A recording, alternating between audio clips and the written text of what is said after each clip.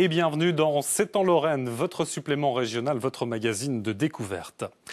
Et tout d'abord, rencontre avec un Meusien passionné de la Grande Guerre. En pleine commémoration du centenaire du démarrage de la Première Guerre mondiale, Denis s'emploie à trouver tout ce qui peut rappeler le passé militaire du département. Inscription, blason, dessin, beaucoup de ces éléments sont inscrits dans la pierre. Denis les répertorie puis effectue des moulages pour assurer leur conservation. Didier Vincenot et Bruno Courteau l'ont suivi sur le terrain et dans son atelier. Denis Mélinger est un artiste. Il crée des sculptures, mais les restaure également. Parallèlement, il a pour passion la conservation du patrimoine militaire laissé en terre de Meuse. Pour cela, il emploie la technique bien particulière du moulage. Nous l'avons suivi sur le terrain. Tout d'abord, la prise d'empreinte qui ne doit pas altérer la pièce. Je suis en train d'appliquer du talc. Ça va me servir d'agent de démoulage tout simplement, hein. Parce que je vais effectuer un moulage avec de la terre glaise. Hein. Et donc la terre glaise, donc, elle va coller naturellement au support. Et pour qu'elle puisse se décoller, donc, on applique voilà, tout simplement du talc qu'on utilise couramment, quoi, hein. Alors c'est de l'argile qui est bien, il faut qu'elle soit bien molle, quoi, hein. On applique l'argile sur tout l'ensemble, donc, et puis voilà, hein, comme ça. Donc là, ce que je fais, je prends du sisal. Une fois qu'on va mettre du plâtre aussi, il faut prendre quelque chose où on ait une prise, parce que sinon, effectivement, le plâtre ne suffira pas non plus. Donc là, ce que je fais, je vais préparer des petits tuteurs qu'on va accrocher là, qui vont servir, ici et là. Voilà.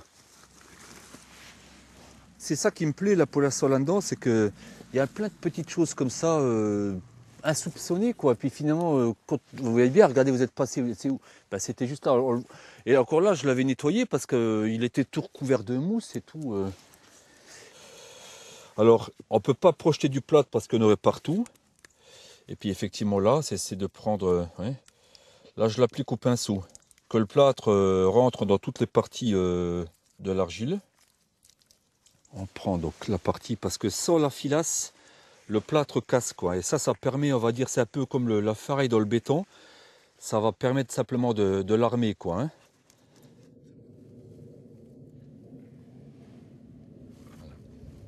Voilà la prise d'empreinte. Direction l'atelier. Direction de l'atelier.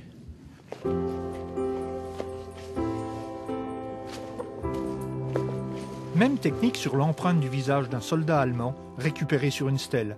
Place à la création du moule. Et puis s'il est bien talqué, hop. Préserver ces fragments d'histoire sur une terre tristement meurtrie paraît indispensable à Denis. Un travail de mémoire qu'il répertorie soigneusement. Ça pourrait être intéressant de travailler en collaboration peut-être avec des archéologues aussi. Ou alors éventuellement dans le cas d'une restitution, parce que bon, il y a quand même des dégradations, des vols ou autres, et les témoignages ou les moulages pourraient servir justement peut-être un jour s'il y avait besoin de les restituer, de les reconstituer. Voilà, les moulages sont là, ils sont à disposition tout simplement, quoi. L'idée, c'est un conservatoire.